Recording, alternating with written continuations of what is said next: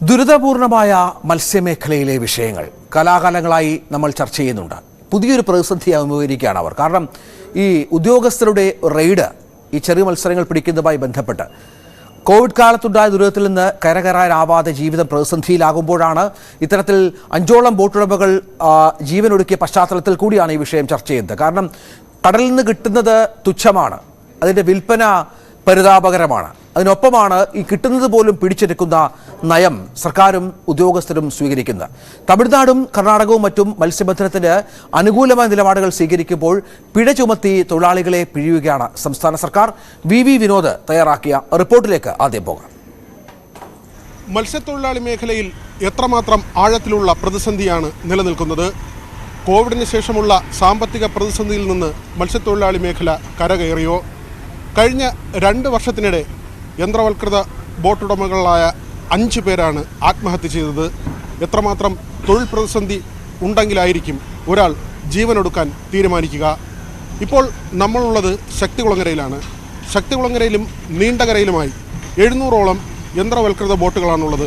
പക്ഷേ അതിൽ 100ഓളം യാനങ്ങൾ മാത്രമാണ് ഇപ്പോൾ മത്സ്യബന്ധനത്തിന് പോകുന്നത്. എന്തുകൊണ്ടാണ് അങ്ങനെ സംഭവിക്കുന്നത്? അങ്ങ് ബോട്ടുടമകളുടെ യന്ത്രവൽകൃത ബോട്ടുടമകളുടെ സംഘടനയുടെ സംസ്ഥാന അധ്യക്ഷനാണ്. ഈ പ്രതിസന്ധി എന്തുകൊണ്ട് നിലനിൽക്കുന്നു? ഈ മത്സ്യബന്ധന മേഖല കണ്ട ഏറ്റവും വലിയ പ്രതിസന്ധിയുടെ കാലഘട്ടമാണിത്.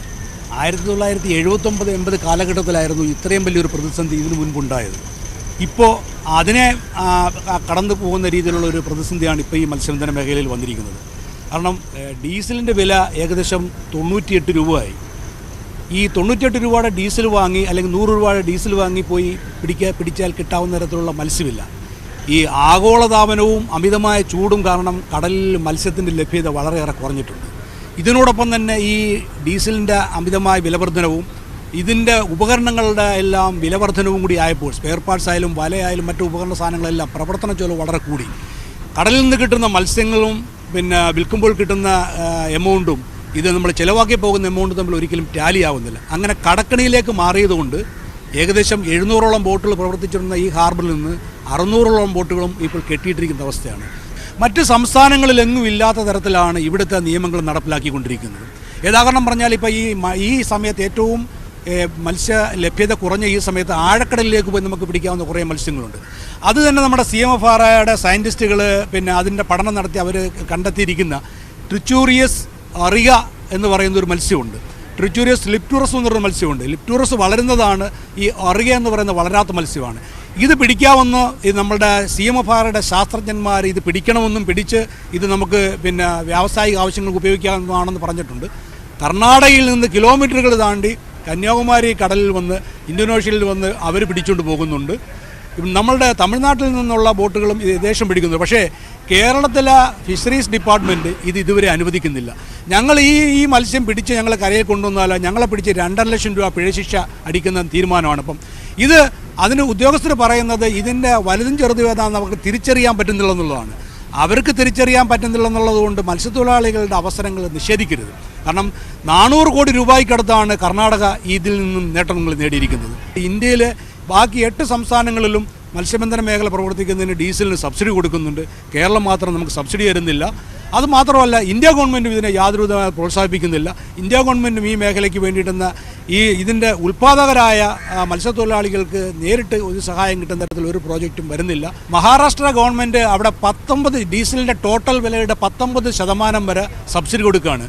ചെറിയ തരം ബോട്ടുകൾക്ക് 30,000 ലിറ്റർ ഡീസലിന് ഒരു വർഷത്തേക്ക് സബ്സിഡിയും വലിയ തരം ബോട്ടുകൾക്ക് 34,000 ലിറ്റർ ഡീസലിനുമാണ് സബ്സിഡി. അത് ടോട്ടൽ വിലയുടെ 19% വരെ വരുന്ന രീതിയിലാണ് സബ്സിഡി കൊടുക്കുന്നത്. ഇതുപോലെ കർണാടക കൊടുക്കുന്നുണ്ട്, തമിഴ്നാട് കൊടുക്കുന്നുണ്ട്, മറ്റെല്ലാ പിന്നെ ആന്ധ്ര കൊടുക്കുന്നുണ്ട്. എല്ലാ സ്റ്റേറ്റുകളും സബ്സിഡി കൊടുക്കും. ഈ വരുന്ന മത്സ്യത്തിനകത്ത് ചെറുത് വന്നാൽ 50% മേളിൽ ചെറുമത്സ്യങ്ങൾ വരികയാണെങ്കിൽ മാത്രമേ ചെറുത് പിടിച്ചു എന്നുള്ള രീതിയിൽ മത്സ്യത്തൊഴിലാളിയെ നിയമപരമായി വിധേയമാക്കാൻ പാടുള്ളൂ എന്നാണ് അന്ന് CMFR കൊടുത്ത നിർദ്ദേശം സർക്കാർ. പക്ഷേ CMFR കൊടുത്ത ഈ നിർദ്ദേശം മനഃപൂർവ്വം ഹൈഡ് ചെയ്ത് വെച്ചുകൊണ്ട് അത് ആ നിയമം നടപ്പിലാക്കുന്നതിന് ചെറുമത്സ്യങ്ങൾ പിടിച്ചാൽ ഞങ്ങൾ 2.5 ലക്ഷം രൂപ ഒരു കുട്ടയാണെങ്കിലും ഈ 2.5 ലക്ഷം രൂപ ഇപ്പോൾ കണ്ടുവരുന്നത് എങ്ങനെയാണ്? നമ്മുടെ മത്സ്യബന്ധനം കഴിഞ്ഞ് ബോട്ടായാലും വള്ളങ്ങളായാലും വന്നാൽ ഒരു പോലീസുകാരൻ അല്ലെങ്കിൽ ഒരു ഹോം ഗാർഡ് വന്നാൽ ആ ബോട്ടിൽ കയറി അയാൾക്ക് ഇഷ്ടപ്പെടാത്ത രീതിയിലാണെങ്കിൽ അയാൾ വന്ന് കയറി നോക്കിയിട്ട് ഒരു കൂട്ടം മീൻ ഇരിക്കുകയാണെങ്കിൽ അയാൾ പറയുകയാണ് ഇത് ചെറുമത്സ്യമാണെന്ന് പിടിച്ചു കഴിഞ്ഞാൽ ആ ചെറുമത്സ്യം എന്നുള്ള രീതിയിൽ തന്നെ പിടിക്കുകയാണ്. പിടിച്ചു കഴിഞ്ഞാൽ ഞങ്ങൾ ഒരാഴ്ചത്തെ അധ്വാനം കഴിഞ്ഞ് വരുന്ന 4 ലക്ഷം 5 ലക്ഷം രൂപ ചിലവാക്കി വരുന്ന മത്സ്യങ്ങൾ മൊത്തം സർക്കാരിലേക്ക് കണ്ടുകിട്ടും. ഒപ്പം ഇതിൻ്റെ കൂടെ 2.5 ലക്ഷം രൂപ ഫൈൻ ശിക്ഷ അടിക്കും. ഫിഷറീസിൻ്റെ ഉദ്യോഗസ്ഥർ നമ്മളെ പിടിക്കുന്നു, ഫിഷറീസിൻ്റെ ഉദ്യോഗസ്ഥർ കുറ്റപത്രം തയ്യാറാക്കുന്നു, ഫിഷറീസിൻ്റെ ഉദ്യോഗസ്ഥർ നമ്മളെ ശിക്ഷിക്കുന്നു. ഇതിനിടയ്ക്കെങ്ങും ഒരു സ്ഥലത്തും നമുക്ക് ഇങ്ങനെ ഒരു നീതി നമുക്കെങ്ങും ലഭിക്കുന്നില്ല. നമ്മളെ ബോധപൂർവം ഒരു ഉദ്യോഗസ്ഥൻ ശിക്ഷിക്കണമെന്ന് വിചാരിച്ചാൽ നമ്മളെ ശിക്ഷിക്കാനായിട്ടുള്ള ഒരു നിയമമാണ് ഇപ്പോൾ ഉണ്ടാക്കി വച്ചിരിക്കുന്നത്.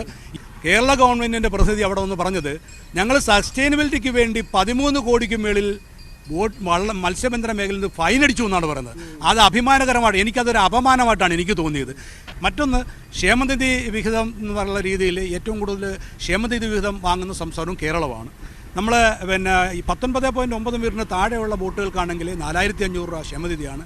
ഇനി അത് 20 മീറ്ററിലേക്ക് വന്നാൽ ഒരു വർഷം 15,000 രൂപ ക്ഷേമനിധി കൊടുക്കണം, 25,000 രൂപ ലൈസൻസ് ഫീസ് കൊടുക്കണം. അപ്പം അത് തന്നെ ഏകദേശം 40,000.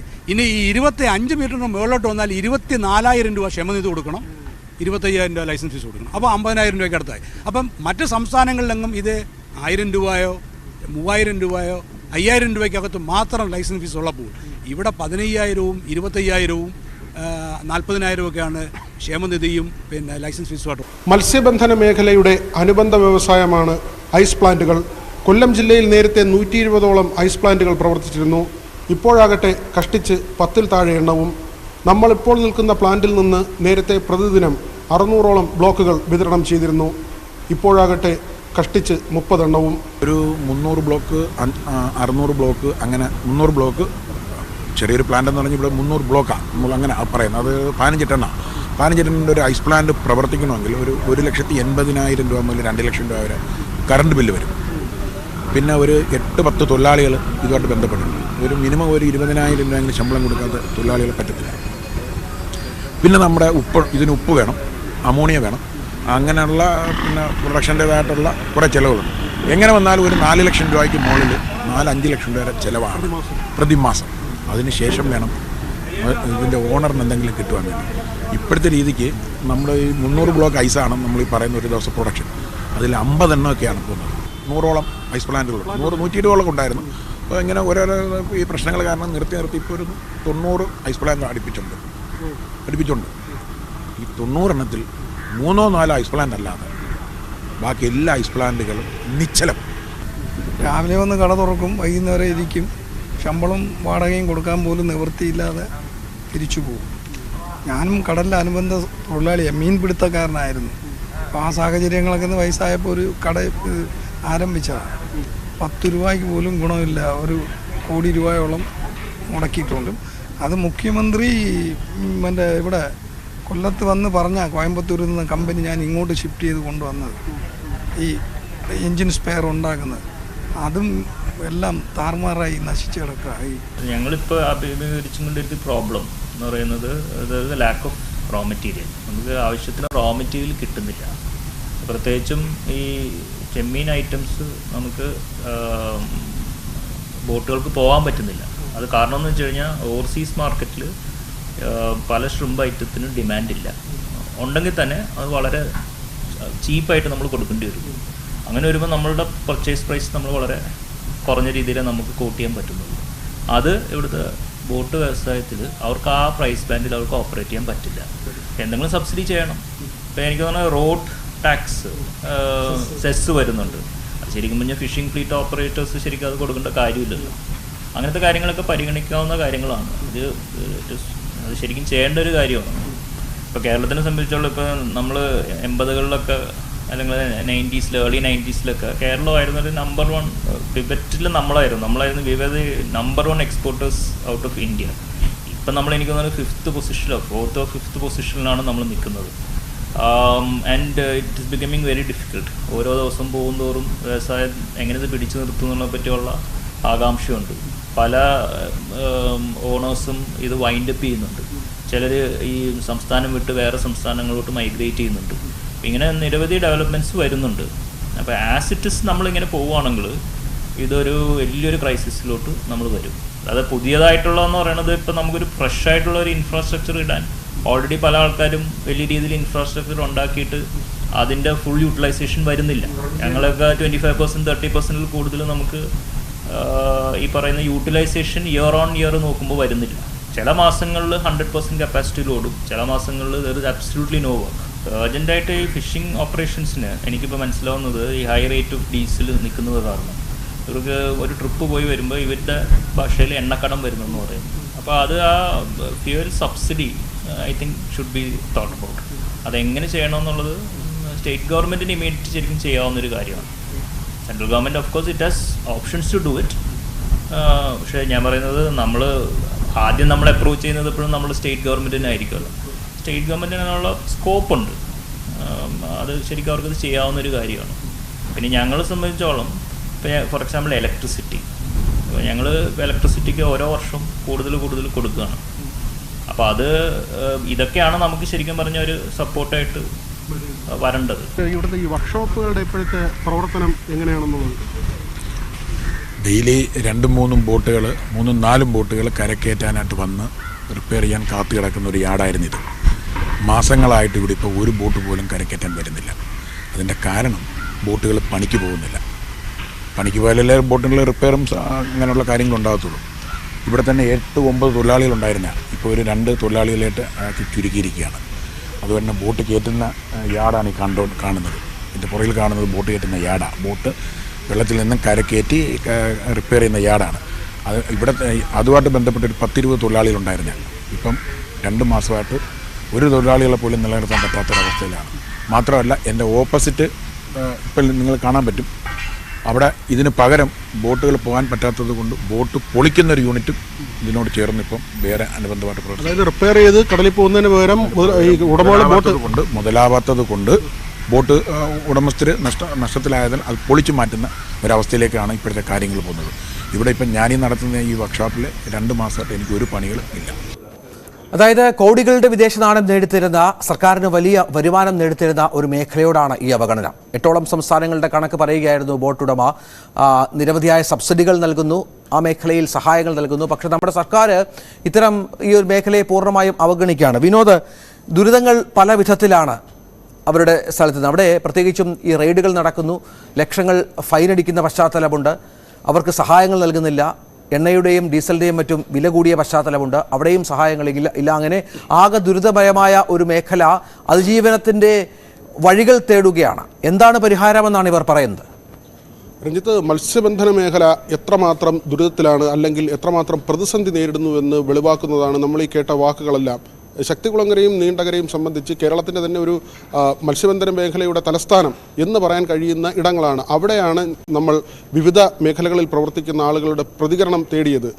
സമസ്ത മേഖലയും സമ്പൂർണ്ണമായി പ്രതിസന്ധിയിലായിരിക്കുന്നു, അവർക്ക് മുന്നോട്ട് പോകാൻ കഴിയാത്ത നിലയിലേക്ക് കാര്യങ്ങൾ എത്തിയിരിക്കുന്നു എന്നത് തന്നെയാണ്. പ്രത്യേകിച്ച് ഈ മത്സ്യസമ്പത്തിൽ ഉണ്ടാകുന്ന വ്യതിയാനം അതുതന്നെ ഏറ്റവും പ്രധാനമാണ്. മാത്രമല്ല, ആഴക്കടൽ മത്സ്യബന്ധനവുമായി ബന്ധപ്പെട്ട് തമിഴ്നാടും കർണാടകയും അവരുടെ മത്സ്യത്തൊഴിലാളികളെ ഈ ഒറിഗ ഇനത്തിലെ മത്സ്യങ്ങൾ പിടികൂടാൻ അനുവദിക്കുമ്പോൾ കേരളം നിയമക്കുരുക്കുകളിൽ മത്സ്യത്തൊഴിലാളികളെ കൊണ്ടിടുന്നു എന്നത് മാത്രമല്ല, അവരെ പിഴിയുക കൂടിയാണ്. ഈ 51% ചെറുമത്സ്യങ്ങൾ പിടിച്ചാൽ മാത്രമാണ് മറ്റ് സംസ്ഥാനങ്ങളിൽ പിഴ ചുമത്തുന്നത്. ഇവിടെ ഈ 100 കുട്ട വരുന്നതിൽ ഒരു കുട്ടയിലാണെങ്കിൽ പോലും ചെറിയ മത്സ്യങ്ങളുണ്ടെങ്കിൽ 2.5 ലക്ഷം രൂപ പിഴ അടയ്ക്കുന്ന സാഹചര്യമാണ്. നമ്മൾ എടുത്തു പറയേണ്ട ഒരു കാര്യം, ഈ ഒറിഗ ഇനത്തിലെ മത്സ്യത്തിന് വലിയ വിലയുള്ളതാണ്, ചെറിയ സൈസിലുള്ള മത്സ്യമാണ്. ഇതിൻ്റെ വളർച്ചയുടെ കാര്യം ചൂണ്ടിക്കാട്ടിയാണ് ഇത് ചെറിയ മത്സ്യമാണോ വലിയ മത്സ്യമാണോ എന്ന് മനസ്സിലാക്കാൻ കഴിയുന്നില്ല എന്ന് ഫിഷറീസ് ഉദ്യോഗസ്ഥർ പറയുമ്പോൾ പ്രതിസന്ധിയിലാകുന്നത് മത്സ്യത്തൊഴിലാളികളാണ്. നമ്മൾ ഫിഷറീസ് ഡയറക്ടറുടെ ഓഫീസുമായി ബന്ധപ്പെട്ടിരുന്നു. ഈ ഒറിഗ മത്സ്യം പിടികൂടുന്നതിന് ഡയറക്ടറുടെ ഓഫീസ് അനുകൂലമായ തീരുമാനമാണ് എടുത്തിട്ടുള്ളത്. ഇനി മന്ത്രിയുടെ സർക്കാരിൻ്റെ അനുകൂലമായൊരു നിലപാട് കൂടി ഉണ്ടായാൽ മറ്റ് സംസ്ഥാനങ്ങൾ പിടികൂടുന്നത് പോലെ ഈ വലിയ വിലയുള്ള മത്സ്യങ്ങൾ, ഇത് വലിയ ട്രോളറുകളല്ല, പരമ്പരാഗത മത്സ്യത്തൊഴിലാളികൾ ബോട്ടുകളിൽ പോയി പിടിക്കുന്നതാണ്, അവർക്ക് ഈ വിലയുള്ള മത്സ്യം പിടികൂടാനുള്ള സാഹചര്യം ഉണ്ടാകും. കഴിഞ്ഞ വർഷം മാത്രം കർണാടക ഈ മത്സ്യം പിടികൂടിയതിലൂടെ 400 കോടി രൂപയുടെ വരുമാനമാണ് ഉണ്ടാക്കിയത്. അതായത് ഇന്ത്യയുടെ കേരളത്തിൻ്റെ തീരപ്രദേശത്തോട് ചേർന്ന ഈ പ്രദേശങ്ങളിൽ, ആഴക്കടൽ മേഖലകളിൽ മറ്റ് സംസ്ഥാനങ്ങളിൽ നിന്നുള്ള മത്സ്യത്തൊഴിലാളികൾ വന്ന് മത്സ്യം പിടികൂടി പോകുന്ന ഒരു സാഹചര്യം. പക്ഷേ കേരളത്തിലെ മത്സ്യത്തൊഴിലാളികൾ ഈ മത്സ്യം പിടിച്ചാൽ അവർക്ക് 2.5 ലക്ഷം രൂപയാണ് പിഴ. അവിടെയും വരുന്ന ബുദ്ധിമുട്ട്, ഇത് പിടികൂടുന്നത് ഫിഷറീസിൻ്റെ ഉദ്യോഗസ്ഥരാണ്. ഇത് കുറ്റപത്രം തയ്യാറാക്കുന്നത് ഫിഷറീസിൻ്റെ ഉദ്യോഗസ്ഥനാണ്, ഡെപ്യൂട്ടി ഡയറക്ടറാണ് പിഴ ചുമത്തുന്നത്. അതായത് ഇവർക്ക് ഒരു തരത്തിലും മറ്റ് നീതിയുടെ വഴി തേടാനുള്ള സാഹചര്യമില്ല. ഈ പിഴ അടച്ച ശേഷം മാത്രം കോടതിയെ സമീപിക്കാൻ ഉള്ള അവസരമാണ് ഉള്ളത്. ശക്തികുളങ്ങരയിലും നീണ്ടകരയിലുമായി 700ഓളം യാനങ്ങൾ ഉണ്ടായിരുന്നതിൽ 100 ബോട്ടുകൾ മാത്രമാണ് ഇപ്പോൾ മത്സ്യബന്ധനത്തിന് പോകുന്നത്. അതുതന്നെ അവരുടെ ഇപ്പോഴത്തെ ഗതികേട് എത്രമാത്രമാണെന്ന് കാട്ടിത്തരുന്നു. കോവിഡിൻ്റെ പ്രതിസന്ധി ഉണ്ടായിരുന്നു. പലരും ലോൺ എടുത്തൊക്കെയാണ്, ഒരു ബോട്ടൊക്കെയുള്ള ഉടമകളുണ്ട്, ഇവർ ലോൺ എടുത്താണ് ഈ യാനങ്ങൾ വാങ്ങിയിരുന്നത്. കോവിഡിന്റെ പ്രതിസന്ധിയോടുകൂടി ഈ തിരിച്ചടവ് മുടങ്ങി കാലങ്ങളോളം ഈ മേഖല നമുക്കറിയാം പലപ്പോഴും അവഗണിക്കപ്പെട്ടൊരു മേഖലയാണ്. ഈ മേഖലയിൽ ഒരുപാട് സംഘടനകളുണ്ട്, നിരവധി സമരങ്ങൾ നടക്കുന്ന ഒരു സ്ഥലമാണ്. അവകാശങ്ങൾക്ക് വേണ്ടി അവർ പലപ്പോഴും കരയിലേക്ക് വരാറുണ്ട്. അവർ നമ്മുടെ ഈ പറഞ്ഞ ഇതൊന്നും ഇത്രയും വലിയ പ്രതിസന്ധി ഈ മേഖലയിൽ ഉണ്ടായിട്ടും ആ തരത്തിലുള്ള പ്രതികരണം എന്തുകൊണ്ടാണ് ഒരു കോമണായി ആ മേഖലയിൽ നിന്ന് വരാത്തത് എന്നുള്ളതാണ് പ്രധാനപ്പെട്ട ഒരു കാര്യം. തിരിച്ചു വരാം അതിലേക്ക്. ശ്രീ പീറ്റർ മത്യാസ്, ഈ മത്സ്യബന്ധന മേഖല നേരിടുന്ന നിരവധി പ്രതിസന്ധികളുണ്ട് എന്ന് നമുക്കറിയാം. കാലാകാലങ്ങളായി പരിഹരിക്കാൻ ശ്രമങ്ങൾ നടത്തുന്നുവെന്ന് മാറി മാറി വരുന്ന ഭരണകൂടങ്ങൾ ഉറപ്പുവരുത്തുകയും അത്തരത്തിൽ പ്രഖ്യാപിക്കുകയും ചെയ്യുന്നുണ്ട്. പക്ഷേ ഈ കോവിഡിന് ശേഷം ഒരു തരത്തിലും തിരിച്ചു വരാൻ സാധിക്കാത്ത വിധത്തിലേക്ക് ആ മേഖല തകരുന്നൊരു സാഹചര്യമാണോ ഇപ്പോൾ നിലവിലുള്ളത്? തീർച്ചയായിട്ടും കോവിഡിന് ശേഷം ഈ മത്സ്യബന്ധന മേഖലയ്ക്ക് ഒരു തരത്തിലും ഉയർത്തെഴുന്നേൽക്കാൻ കഴിഞ്ഞിട്ടില്ല. ഇപ്പോ നമ്മള് 2019 നമ്മളുടെ കേരളത്തിലെ KMFR ആക്ട് അമെൻഡ് ചെയ്തതിന്റെ കുറെ നിയമങ്ങൾ കൊണ്ടുവന്നു. ഈ നിയമങ്ങളെല്ലാം കേരളത്തിലെ മത്സ്യബന്ധന മേഖലയ്ക്ക് ഏറെ ദോഷകരമായ തീരുമാനങ്ങളാണ് എടുത്തിരിക്കുന്നത്. അത് ബന്ധപ്പെട്ട അധികാരികളുടെ ഭാഗത്തും ബന്ധപ്പെട്ട മന്ത്രിയോടും ഒക്കെ ഞങ്ങൾ ഇതിന്റെ വിവരങ്ങൾ ധരിപ്പിച്ചെങ്കിലും അത് ഇതുവരെ തിരുത്താനായിട്ട് ഒരു ശ്രമം ഉണ്ടായില്ല. മറ്റൊന്ന്, മത്സ്യബന്ധന മേഖലയിലെ മറ്റ് സംസ്ഥാനങ്ങളെല്ലാം ഇതിനെ ഈ സംരക്ഷണം എന്നുള്ള രീതിയിൽ ഡീസൽ സബ്സിഡി കൊടുക്കുകയാണ്. ഇപ്പൊ ഈ മേഖല ഏറ്റവും കൂടുതൽ പ്രതിസന്ധി അഭിമുഖീകരിക്കുന്നത് ഈ ഡീസലിന്റെ വില വർധനവാണ്. കേരളത്തിലെ ഡീസൽ വില ഏറ്റവും കൂടുതൽ കൂടി നിൽക്കുന്നിടത്ത് 98 രൂപയാണ് 1 ലിറ്റർ ഡീസൽ ഞങ്ങൾ വാങ്ങി ഉപയോഗിക്കുന്നത്. മറ്റ് സംസ്ഥാനങ്ങളെല്ലാം ഇതിന് നിരവധിയായ സബ്സിഡി കൊടുക്കുന്നുണ്ട്. അതായത് നമ്മളുടെ മഹാരാഷ്ട്ര ആണെങ്കിൽ ഏകദേശം 19 രൂപയ്ക്കടുത്ത് സബ്സിഡി കൊടുക്കുന്നു. കർണാടക ഏകദേശം 9 രൂപയ്ക്കടുത്ത് സബ്സിഡി കൊടുക്കുന്നുണ്ട്. ഗുജറാത്ത് 93 രൂപയാണ് ഡീസലിന്റെ വില. അത് തന്നെ ഏകദേശം 14% സബ്സിഡി കൊടുക്കുന്നുണ്ട്. അവിടെ 34,000 ലിറ്റർ ഡീസലിനാണ് ഒരു വർഷത്തേക്ക് അവർ സബ്സിഡി കൊടുക്കുന്നത്. അതുപോലെ തന്നെ ഗോവയിലാണെങ്കിൽ ഡീസലിന് 89 രൂപ വിലയുള്ളൂ. അപ്പൊ നമ്മളിവിടെ 98 രൂപയ്ക്കാണ് നമ്മൾ ഡീസൽ വാങ്ങുന്നത്. അപ്പൊ ഇത്തരത്തില് ഡീസലിന്റെ അമിതമായ വില വർധനവ് ഈ അതിന്റെ അനുബന്ധമായ പ്രവർത്തനങ്ങൾക്കെല്ലാം ചെലവ് വർദ്ധിച്ചു കാരണം വെച്ച് ഒരു കാരണവശാലും ഞങ്ങൾക്ക് മുന്നോട്ട് പോകാൻ കഴിയുന്നില്ല. അപ്പൊ ഈ അവസരത്തില് ഡീസലിന്റെ വില പ്രവർത്തന ചെലവ് വർദ്ധിക്കുന്നു. അതിനുശേഷം നമ്മുടെ ആഴക്കടലിൽ നിന്ന് ലഭിക്കുന്ന കുറെ അധികം മത്സ്യങ്ങളുണ്ട്. ആ വിഭാഗത്തിൽപ്പെട്ടതാണ് ട്രിച്ചൂറിയസ് അറിയ എന്ന് പറയുന്ന വാള എന്ന് തോന്നുന്ന തരത്തിലുള്ള ഒരു മത്സ്യമുണ്ട്. അത് പിടിച്ചു കൊണ്ടുവന്നാൽ ഇപ്പൊ ഈ ഡ്രൈ സീസണിൽ നമുക്ക് മത്സ്യത്തൊഴിലാളികൾക്ക് അത് ഗുണകരമായ ഒരു മത്സ്യമാണ്. അത് പിടിച്ചുകൊണ്ടുവന്ന് ഏകദേശം 400 കോടി രൂപയ്ക്കടുത്ത് കർണാടക നേടിക്കഴിഞ്ഞു. അതിൽ കൂടുതൽ തമിഴ്നാട് നേടിക്കഴിഞ്ഞു. പക്ഷേ ഞങ്ങളുടെ ബോട്ടുകൾ ആഴക്കടൽ ചെമ്മീൻ പിടിക്കാനായിട്ട് പോകുമ്പോൾ ആഴക്കടലിൽ ചെമ്മീനോടൊപ്പം ഇതിന്റെ ബൈക്കാക്സായി കിട്ടുന്ന ഈ മത്സ്യം ഞങ്ങൾ കരയിൽ കൊണ്ടുവന്നാൽ കേരളത്തിലെ ഫിഷറീസ് ഡിപ്പാർട്ട്മെന്റിന്റെ ഉദ്യോഗസ്ഥര് ഇത് ഞങ്ങൾ ചെറുമീൻ പിടിച്ചു എന്നും പറഞ്ഞുകൊണ്ട് യഥാർത്ഥത്തിൽ ചെറുമീൻ അല്ല, അവർക്ക് അറിവില്ലാത്തത് കൊണ്ടാണ്. CMFR ഇതിന്റെ പഠനം നടത്തിയ സയന്റിസ്റ്റുകൾ പറയുന്നു ഇത് പിടിക്കാമെന്നും പിടിച്ച് നമ്മൾ വ്യാവസായിക ആവശ്യങ്ങൾക്ക് ഉപയോഗിക്കേണ്ടതാണെന്ന് അവർ വ്യക്തമായി പറയുന്നു. അത് വലിയ ഫൈനാണല്ലേ? വലിയ ഫൈൻ ഇങ്ങനെ സംഭവിച്ചാൽ ഈടാക്കും. സ്ഥിരമായി ഇതിന് വേണ്ടി 2.5 ലക്ഷം രൂപയാണ് ഈ ഇന്ത്യയിൽ വേറെ ഒരു സ്റ്റേറ്റിലും ഇല്ലാത്ത രീതിയിൽ 2.5 ലക്ഷം രൂപ ഫൈൻ അടിക്കുകയും ഒപ്പം ഞങ്ങൾ അതുവരെ പിടിച്ച എല്ലാ മത്സ്യങ്ങളും സർക്കാരിലേക്ക് കണ്ടുകെട്ടുകയും ചെയ്യുകയാണ്. അപ്പൊ ഈ മത്സ്യബന്ധന മേഖല പാടെ ഇവിടെ തകരുന്ന അവസ്ഥയാണ്. അപ്പൊ കർണാടകയും തമിഴ്നാടും ഇതിനെ സപ്പോർട്ട് ചെയ്യും. ഇത് പിടിച്ചോളാൻ അവർ വേണ്ടുന്ന പ്രോത്സാഹനം കൊടുക്കുമ്പോൾ കേരളത്തിലെ നിയമത്തിലും അതായത് ഇവിടുത്തെ ഫിഷറീസിന്റെ ഉദ്യോഗസ്ഥർക്ക് ഈ മത്സ്യം ഏതാണെന്ന് തിരിച്ചറിയാൻ പറ്റുന്നില്ലെന്നുള്ള കാരണം പറഞ്ഞുകൊണ്ട് ഇതിനെ ഇവിടെ കാടടച്ച് വെടിവെക്കുന്നതിനൊക്കെ ഇവിടുത്തെ മത്സ്യത്തൊഴിലാളിയെ പിടിക്കേണ്ടെന്ന് തീരുമാനിക്കുക. അതായത് നമ്മള് എലിയെ പേടിച്ച് ഇല്ലം ചുടുന്ന ഒരു അവസ്ഥയാണ് കേരളത്തിലെ മത്സ്യത്തൊഴിലാളികളോട് ഇവിടുത്തെ ഫിഷറീസ് ഡിപ്പാർട്ട്മെന്റ് കാണിക്കുന്നത്. അവർക്ക് അറിയാൻ പാടില്ലെങ്കിൽ അറിയാവുന്ന CMFR ഉദ്യോഗസ്ഥർ വെച്ച് അത് മനസ്സിലാക്കി ഞങ്ങളെ അതിനെ അനുവദിക്കുക. അപ്പോ ഈ മത്സ്യബന്ധന മേഖലയിലെ പ്രതിസന്ധിക്ക് അതിനൊരു പരിഹാരമാകും.